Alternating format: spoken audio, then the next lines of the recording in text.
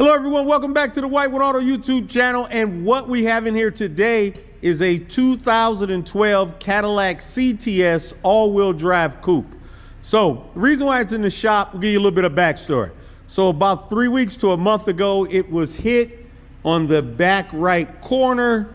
They didn't use us to repair the accident damage. They found another body shop, and so they dropped it off there. They repaired the damage, and when they told them the car was done, they said, hey, you have your check engine light is on, but we think it's just your battery because the batteries died while it was here.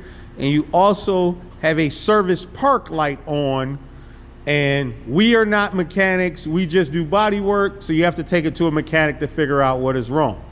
So the customer called me that night. I said, hey, bring it down the next morning. So this is the next day. So they brought the car down.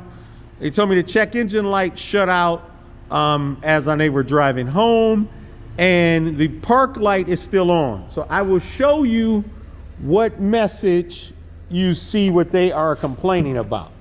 So their complaint is that little light right there. So that lets you know your service park system has an issue. See, this car's got like 143,000, and the lady that drives this car does not like any lights on, as we all should. And she's driving a Cadillac. So why do you want to drive a Cadillac with a bunch of lights on?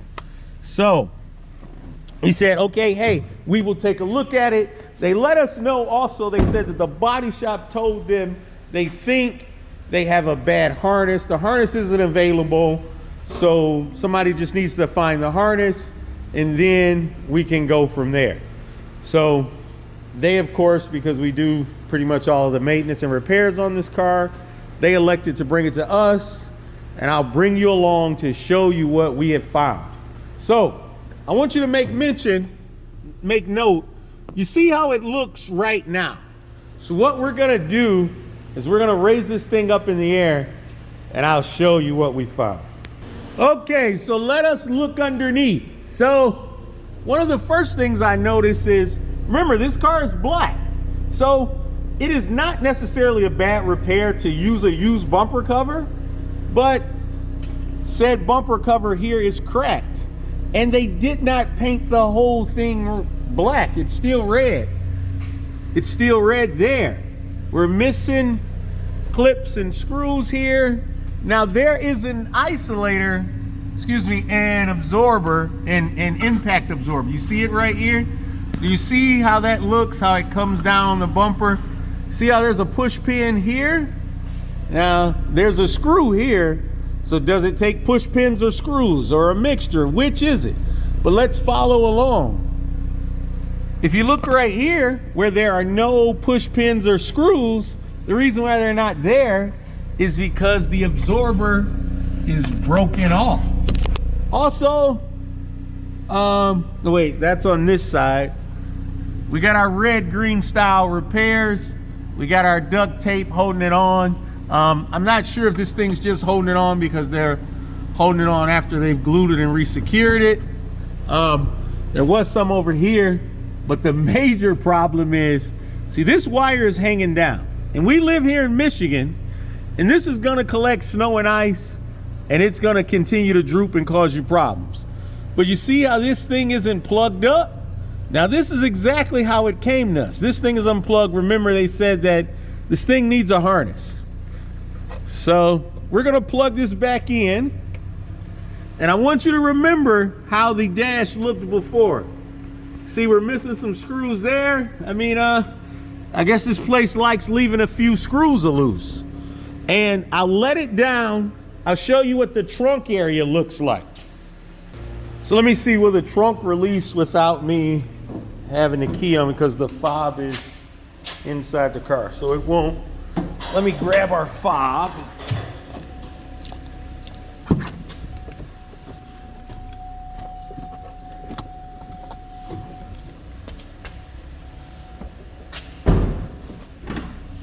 So I know where the battery is. Now I removed all of these panels. They did have all the panels installed, but I want you to take a look at how they did that repair down there.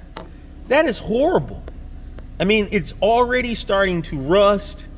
you can see there are holes that lead straight down to the underbody of the car. So what's going to happen is water is going to get in here, and this is not a place where you want water. Our battery vent is broken. I'll show you what an unrepaired side looks like. Let me see if I can, hold on. So this is the side over here that wasn't hit. You can see how nice and neat that seam sealer looks because that's a factory job. Now, even though this car is hit, the goal of repairing a car after an accident is to make it look like it hasn't been hit. Now, on the outside, it looks pretty good, but there are telltale signs too. I mean, you can look at bumper covers cracked at the bottom. See the split right there. The bumper doesn't fit tightly here. I mean, it's just a very, very poor job. And also, so remember, we plugged that harness in. Now let's look at how our car is. Our car is just going haywire. So all we did was plug that harness down below, and this is what you get. So that's why they left it unplugged. So at this point,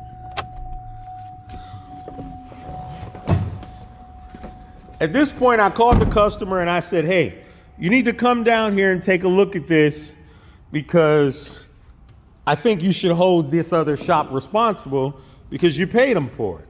So he came down, he took some videos, and he said he didn't want him to touch his car again because this is how they do work. You know why? So they talked, the manager told him, said, hey, I got what you got for what you paid, and that's all we're gonna do. They did agree, however, to find him the absorber for the rear bumper. So they are supposed to get that for him because they did charge him for a used bumper assembly. And the whole point of buying used parts is because it's cheaper to get all of these components as opposed to buying them piece by a piece. And I can just tell you, in a lot of times, you know, that just makes sense. But you definitely want to prep the bumper cover correctly, make sure it fits correctly, and make sure it doesn't have any cracks or damage in it. I think that the factory bumper covers, even used ones, fit better than the aftermarket ones. But my status was, hey, on their estimate, on their invoice, they charged you for a used bumper assembly.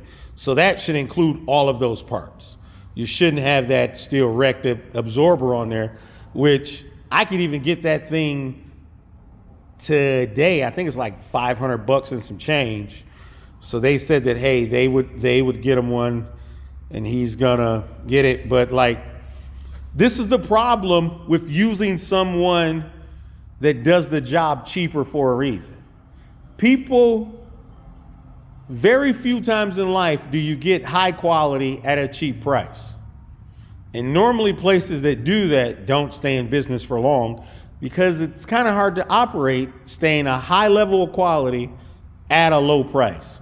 So pretty much the only recourse he has is that he said, the shop told him that, hey, you just bring it back to us and we have a guy that should be able to fix it, but a lot of the parts are discontinued, so we don't know how good it's gonna go. And we'll put that absorber in there and we'll just let you know, or you can pound sand. So he said, hey, I don't trust him. I just want you to fix it. Now, we're not gonna fix the body damage because he doesn't want to get into that, which we could. It means just redoing the quarter work and fixing that area. But, you know, it's completely up to him. So he has given us authorization to pull this bumper cover off, and we're going to see what's going on with that harness. They did confirm that this harness and those modules were original to the car. This isn't stuff that came with the used parts, so that is good, and I hope it's true. But so we're going to get this bumper cover off and figure out what is causing this thing to go haywire. We do have a code in here for number 4 park sensor. That's the only code we had when it was unplugged, and it's completely going haywire when it is plugged. So we probably should run another code scan. So we'll run another code scan and get this cover off, and hey, we will get this thing fixed. Okay, so we ran another code scan with this module plugged in, everything going haywire. See, we got the blind zone monitors going haywire. So let's see what codes we have. So we got a loss of communication, ABS, body control, we got. So we have a bunch of CAN bus codes. So, yeah, so we will save this. Let's save it. And so our next step will be, so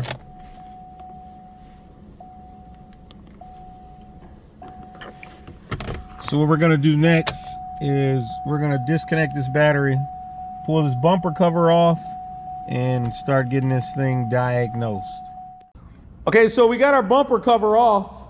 There's our cover, but do you notice that there is no actual bumper on the car? They did not put a bumper back on the car. This is just criminal right here. See, we got all these holes for water intrusion, all of this corrosion. This is broken. Tab on the bumper cover is broken. I mean, I just like really had a brain fart and realized like that there is no bumper on the car. So if this car is hit again, it's not even safe to be on the road because there's no bumper.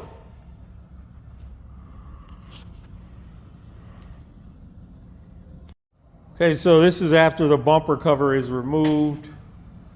This absorber is broken. This is how it should look on that side.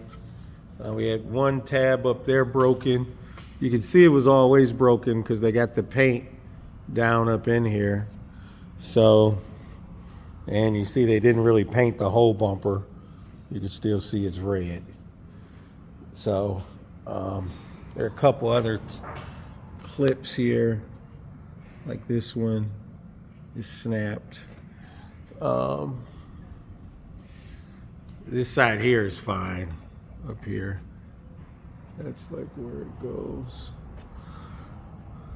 So this is the side of the car that was not hit. So this white stuff down here is corrosion and battery acid. You can see how that bracket there is broken. There are these holes here. I'm pretty sure when they drilled holes to pull the rear of this area out, but it should be sealed, especially with the amount of seam sealer they just got gobbed up all over here.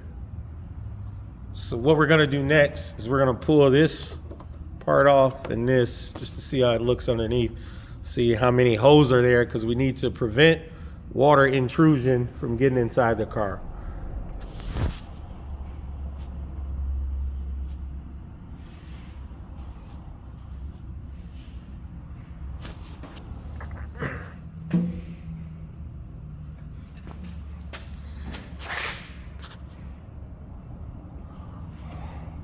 Whoa, and there's a major part. There is no, now this is, I would say this is criminal. There's no bumper back here. There should actually be a bumper. I just realized that there is no bumper here. There is no bumper. Like the, take out the step. The, this is just a bumper cover. But the bumper actually bolts here. You see where this area here is where it was, and it's not even there. So this is completely unsafe because there's no actual bumper on the car. This is what you would call criminal. Okay, so we got our brace off here. And look, so they knew they had to protect water intrusion here. So they put some duct tape, but hey, I guess. But then they left this clip out here. They had a clip there, they got a clip there. They got a clip. It's decent in there. So this is your factory seam sealer. So this is where that stops, and this is where they carry their repair here. So yeah. So let us pop that off. Okay, so we got this piece off. So it looks like the hit wasn't that bad. As you see, so they pulled here. Those are those hole marks. And yeah. But so I don't understand why they couldn't put the bumper back on the car, because this isn't like atrocious.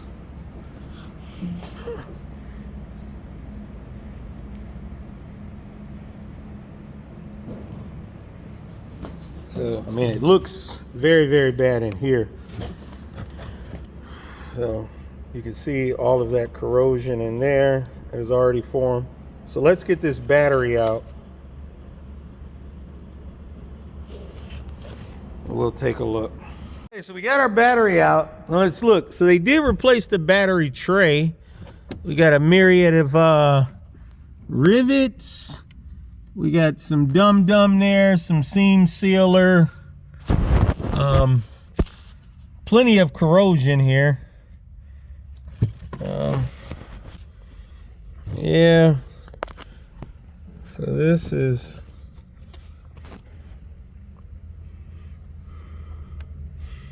Like I say, you could look at how your factory seam sealer. It's hard to get that back perfect, but yeah.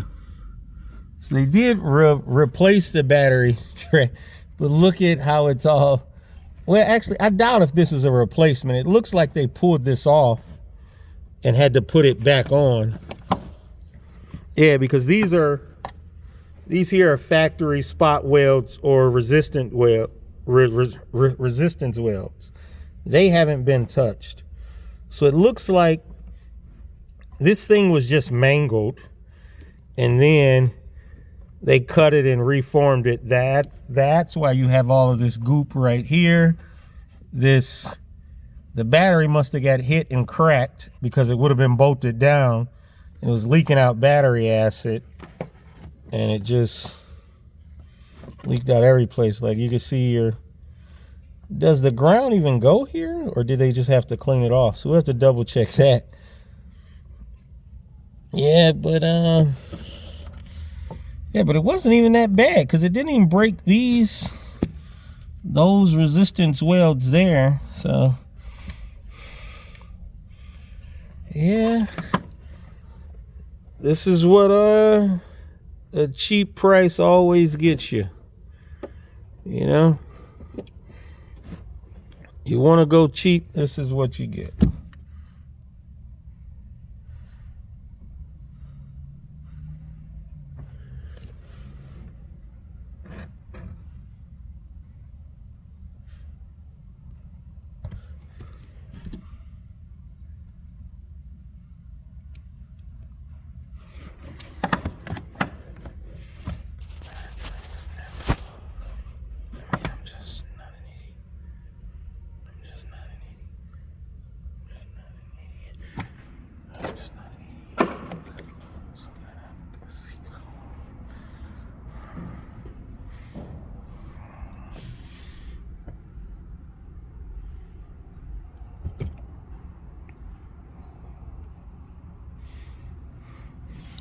We're also missing that cover there.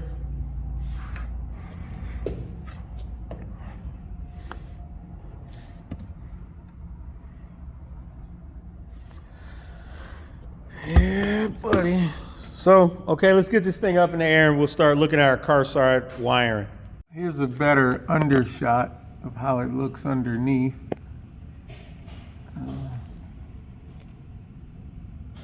We'll show you the other side.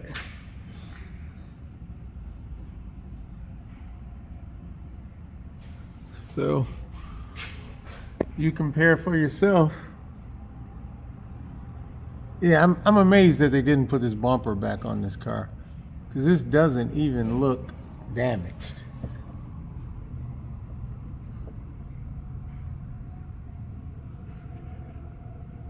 That's where your factory seam sealer stops.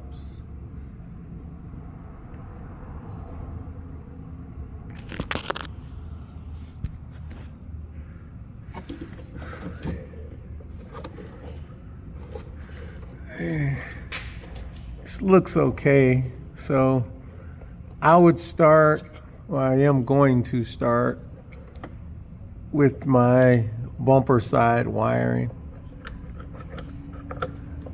Okay, we're plugging that back in. And this should probably sit somewhere back here, I would think.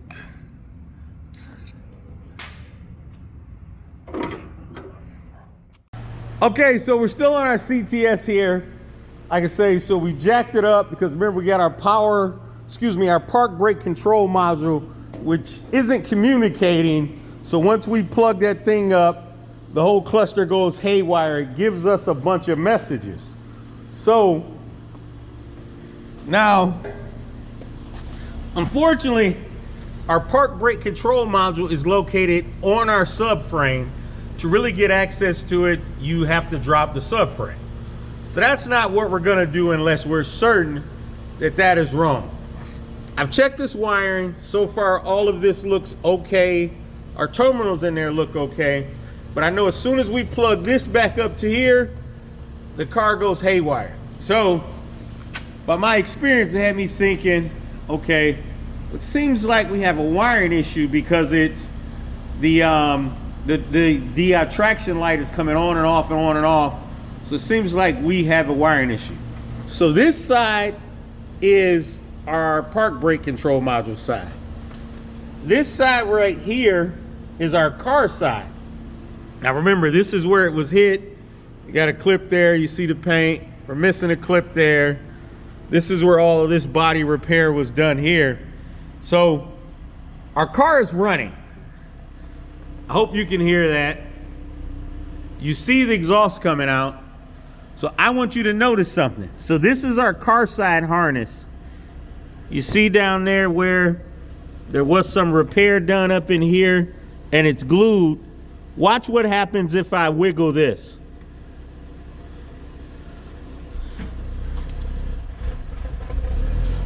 Here our car, and it just cut off. So in here, in this area of the harness, something is going on. Because see, now our car is off. So let's go to cut it back on and we'll see what happens.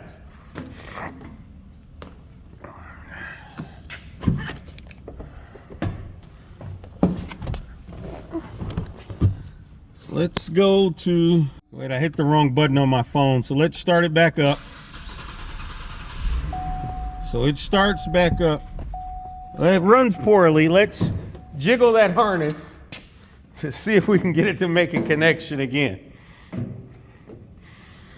So we were moving in this area here. So something in this area. So let's see what we got now.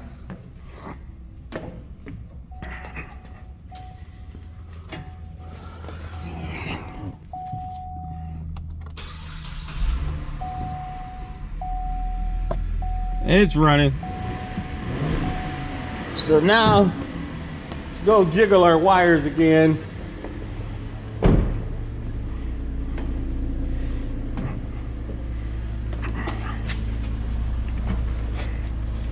So let's see if we can localize it. Is it in this bin right here?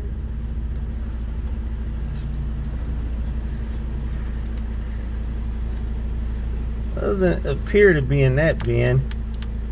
Wondering, is it in here?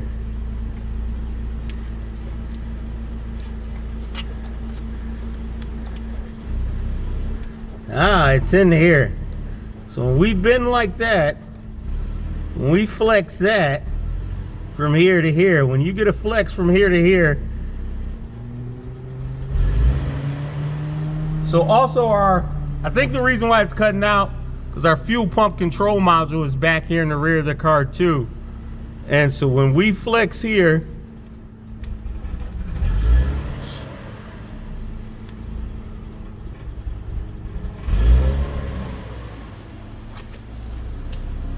So I'll go ahead, you can see it smoking.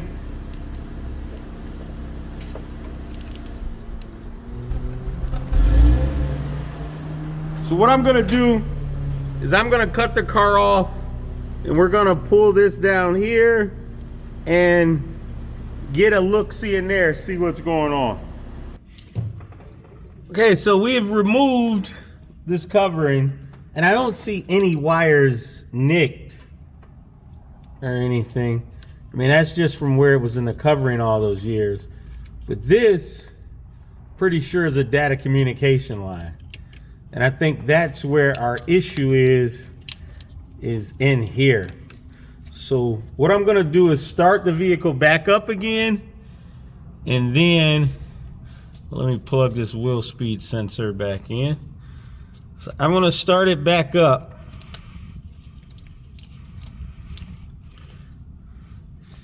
And hold on, let me put this down.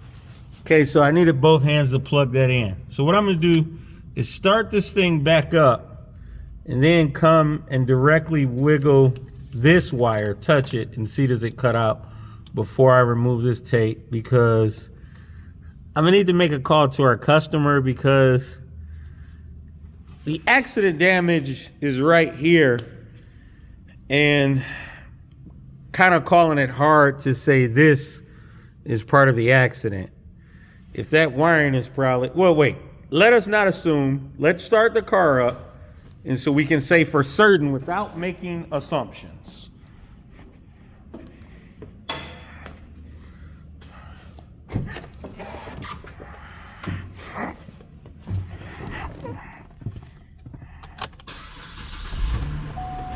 Okay, so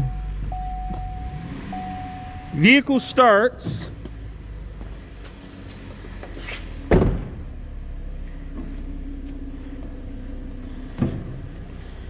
Let us go back to our wiring.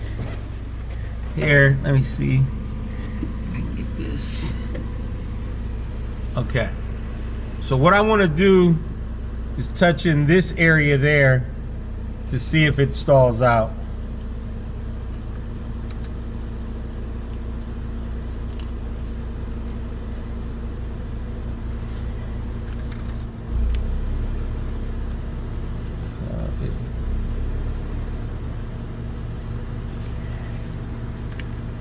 We pull back here, nothing, but if we come into this joint,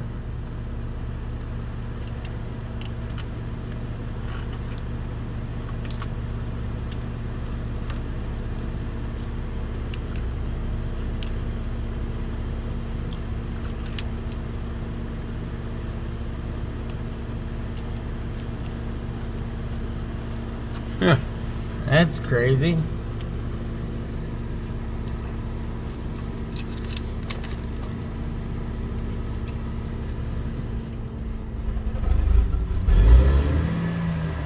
Huh.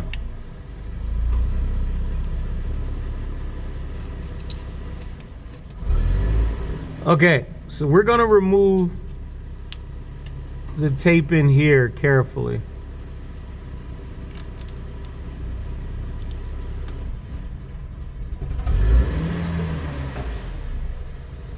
So let us do that. Okay, so we've pulled our shielding off. This wire looks intact.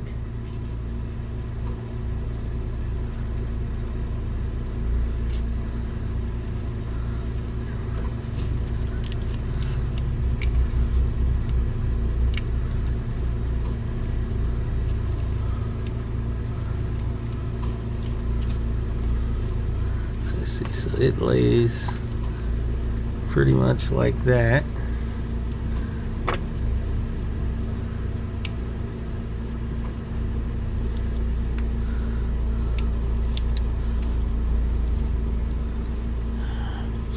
I got this plugged back in. I'm not sure if our car is going haywire or not again. Okay, so I'm gonna pull this tape apart here because that's what needs to come apart. Okay, so we see it. So we pulled a lot of that back up, and look here. That is our issue there.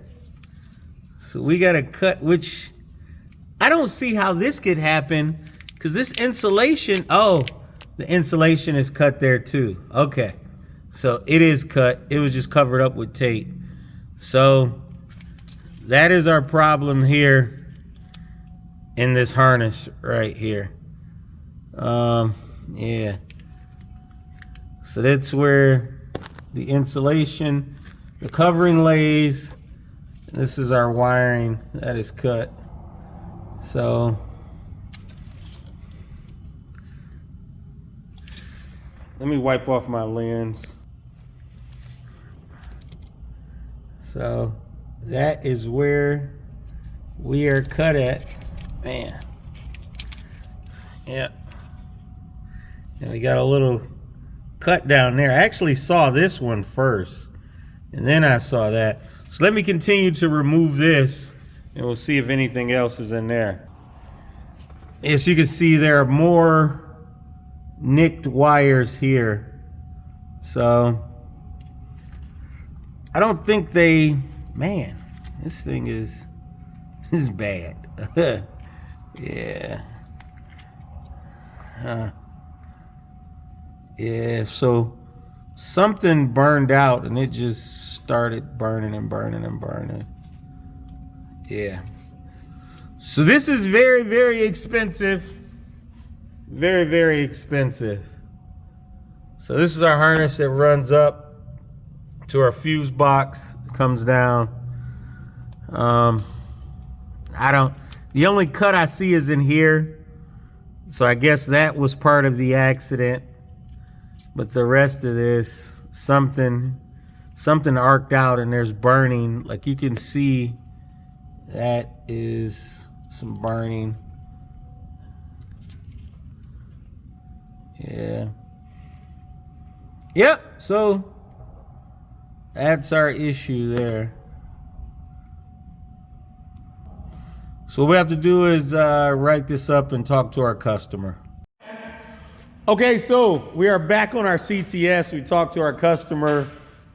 They gave us the approval to go ahead and fix the wiring, and as well as we're gonna put a new impact bumper in here. So this is actually a used unit because we ordered a new one and then it didn't exist. And then, so we were able to find a used one. But we sandblasted this thing and we painted it up so it should last. That in that package is our clip that goes on the side behind the fascia bracket. This is our new absorber. We were able to find one of these, brand new in the box. Those are our nuts. This is our tape that we will rewrap our communication lines in. It's like a shielding tape. And we're still waiting on the driver's side fascia bracket. Hopefully that shows up, because it's just pretty much straightforward from now. We're not gonna repair any of the body damage. They don't wanna do that because they already spent with just one hand. So let us get this clip out of here. So this is our clip. This thing was missing, so we should. It's funny because it's got like a little rubbery, yeah, so that fit in there. This is kind of soft, like rubbery. You can see how it moves some. These are okay. So we got that back in there. We'll get the appropriate style bolt for that. We're just waiting on that bracket that goes here. So we have that on order. So next thing we're gonna do is bolt our impact brace back on. Well, not back on, but on, because we didn't have one.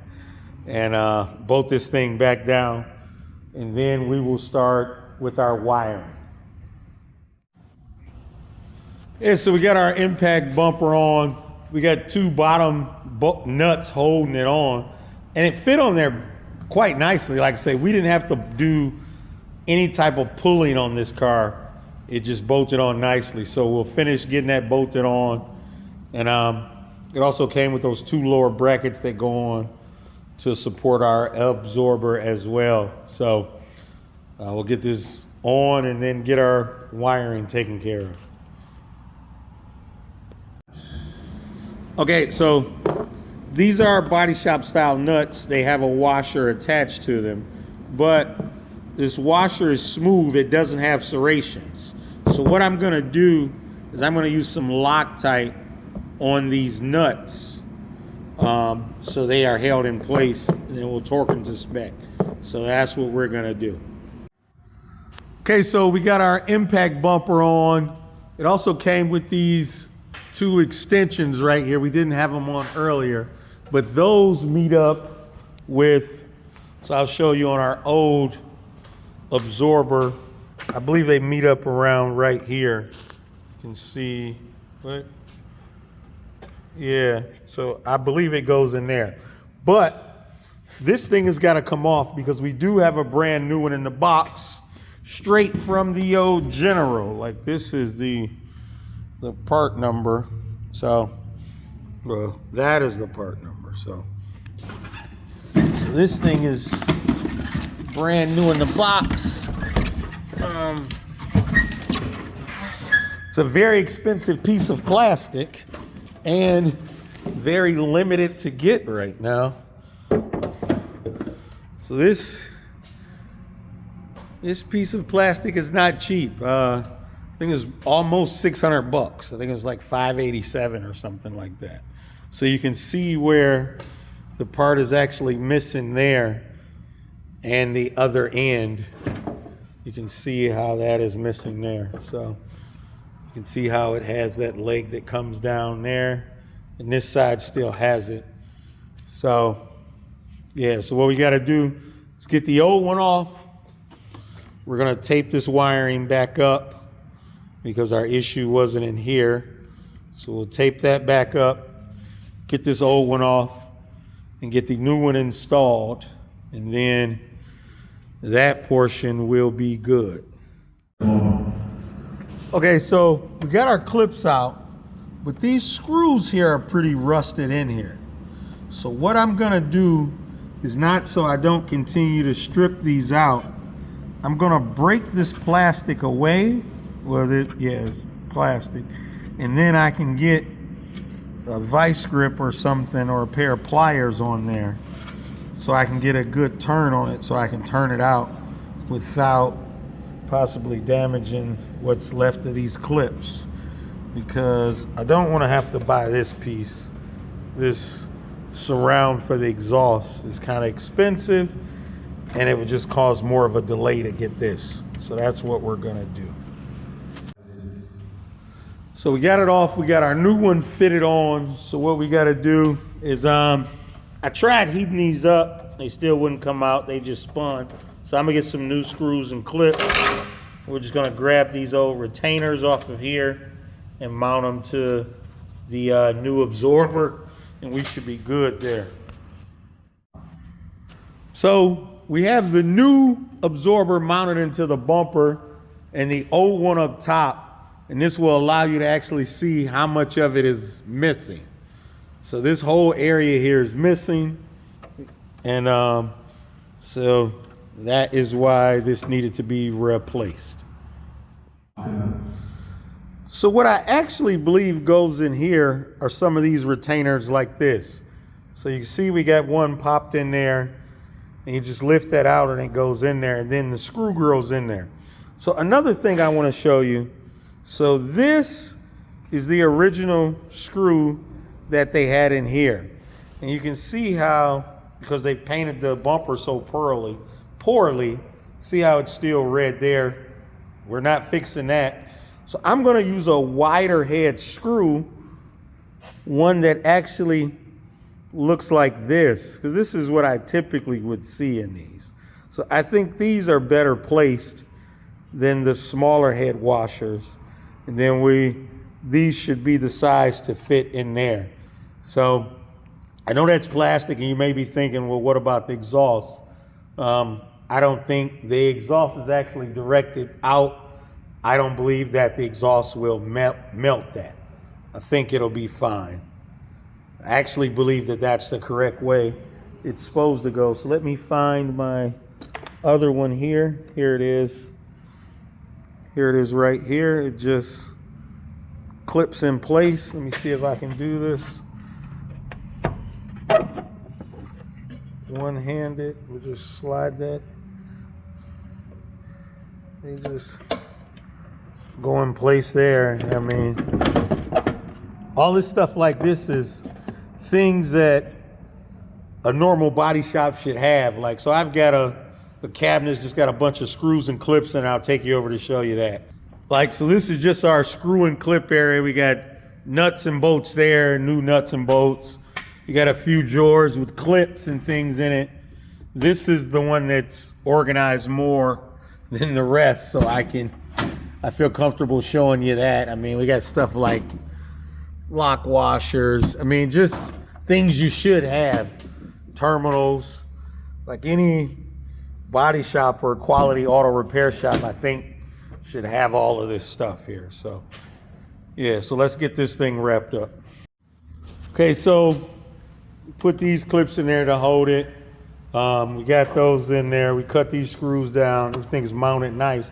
But one thing I want to point out, so do you see how poor this paint is on this bumper cover?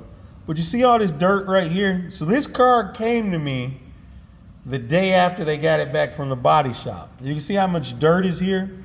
Like, it's not possible to do a quality paint job with this much dirt on a panel, because the air pressure from you painting is gonna stir up dirt. It's like all of that dirt that came out of this absorber that was down here. I mean, this is how you get trash in your paint, because what you're painting is dirty. I mean, look at some of the dirt that's still in here, you know?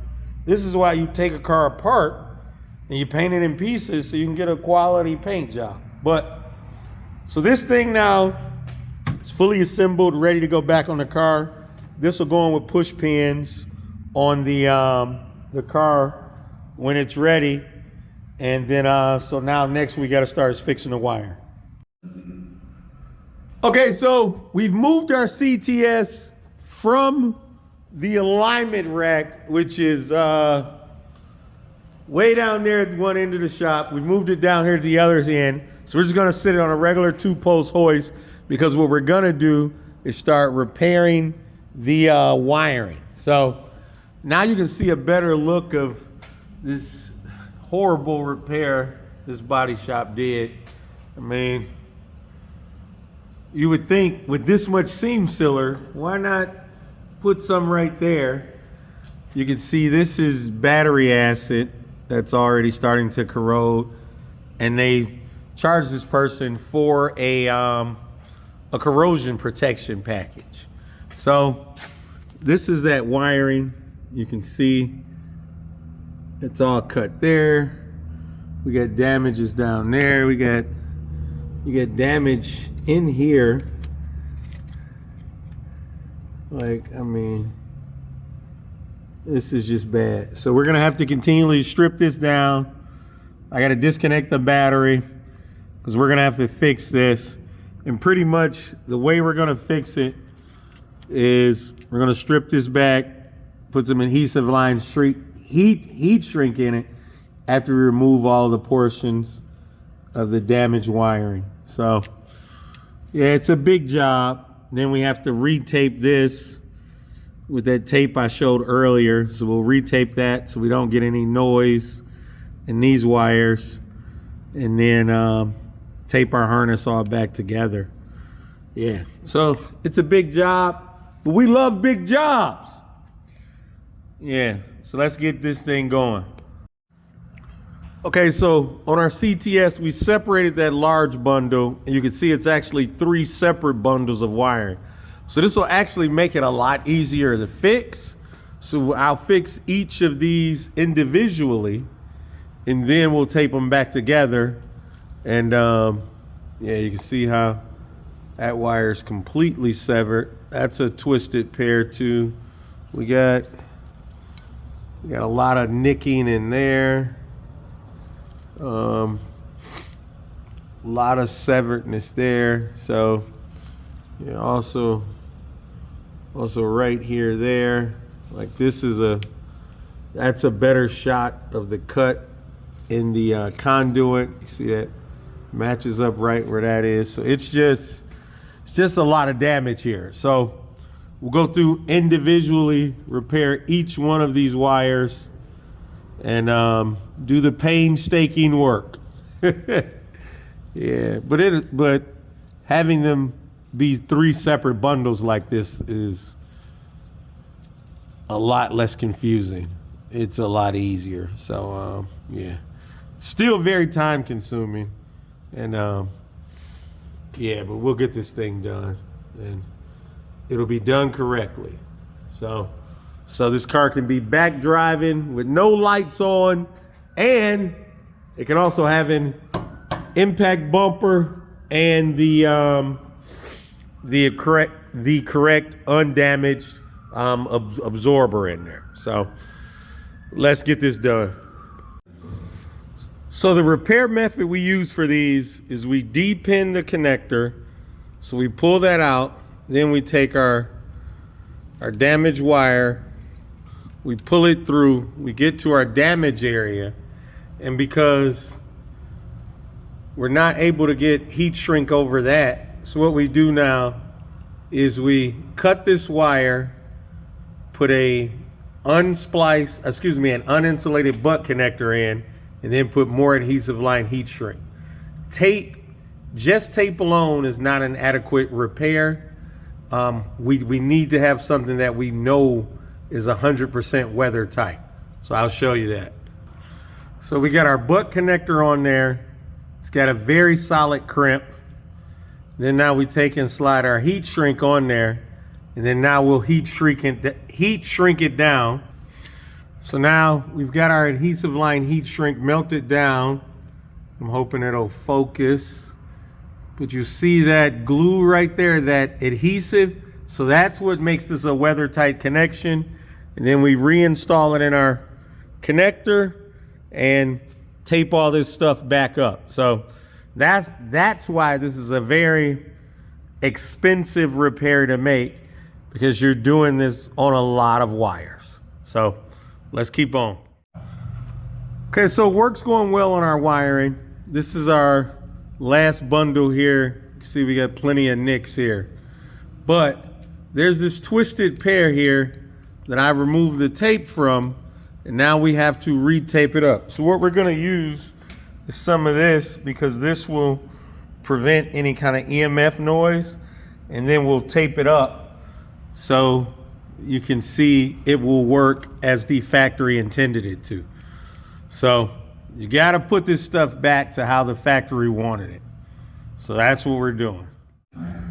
Okay, so we've wrapped our twisted pairs back up, because that also had a drain line in it too.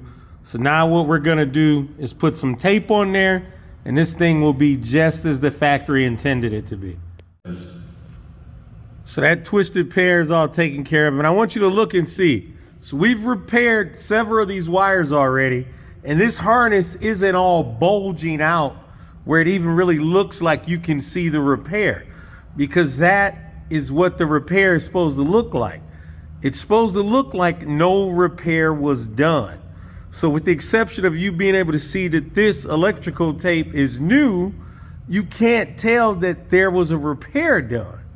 So that is a quality repair. I mean, I have seen harness repairs where, I mean, the harness where it's repaired, they stacked all the repair joints on top of one another, which I like to avoid if possible.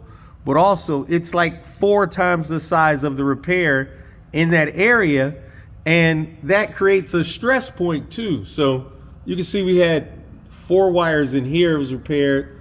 I believe we got at least 3 in here, that's repaired, and we're gonna have a bunch in here, but still the size of this harness, the bundle will appear to be as how it was from the factory. So that's what we're aiming for.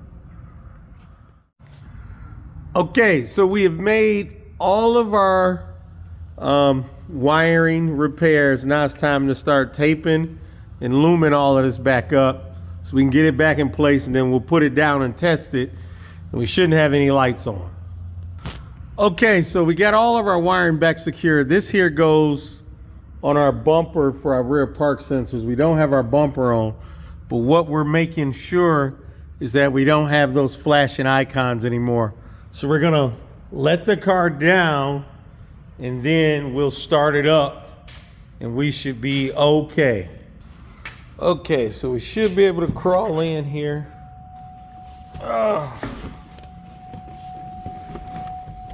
Let us, yeah, we got a key in here, so let us start it up. And all we have is just a tire pressure light, and that's good. It says, let me turn this off. Let me see, before we couldn't scroll through our information. So we got a service park assist, that should be there because we don't have our bumper pulled up. It says right front, service park assist. We got a low, so it is reading everything. It says right front's only got 24 psi with air in it, so this is good. So what we're gonna do is, you see, we don't even have that park assist light on anymore. So what we'll do is we will put our bumper on, our inner fender, and this thing here will be wrapped up here. So we got our other clip in there, so that's good. Now we did try to get a new one of these because it was broken, I believe, there, but I ordered a few of them and nobody really had it in stock. Every time I came to get it, it just wasn't available. So we're gonna bolt that on there with our new clip, and then we'll be all good there. Okay, so we got our bumper back on. We got all our clips in here. Still red and black, still got some tape on it because that's not what we were contracted to do. We were just contracted to get the lights out, and that meant fixing the wiring. So this is all set. So we're gonna finish bolting on this fender liner here and putting the clips in, and then we'll let it down and let you see that everything functions. Okay, so we got our bumper on. It fits as good as it can with the clips broken. So let us hop inside now. We'll verify that we don't have any messages. So I'm gonna buckle up because we're gonna wanna use our park assist, and that beeps, and we don't want our seatbelt warning beeping at the same time. So we're buckled up, we'll start up. We'll let all our bulb checks go away. So we have no lights on the dash. We aired up the tires. Do have a low fuel warning, but hey, that is okay. So as we go in reverse, we should hear a beep, and that's our park sensor. So it's already beeping.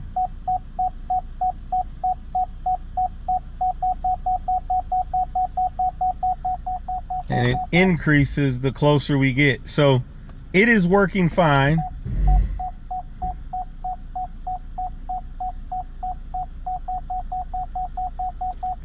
And you see, if we get really close to the door, it really starts beeping. So this thing is all the way fixed here as far as the wiring and everything goes. So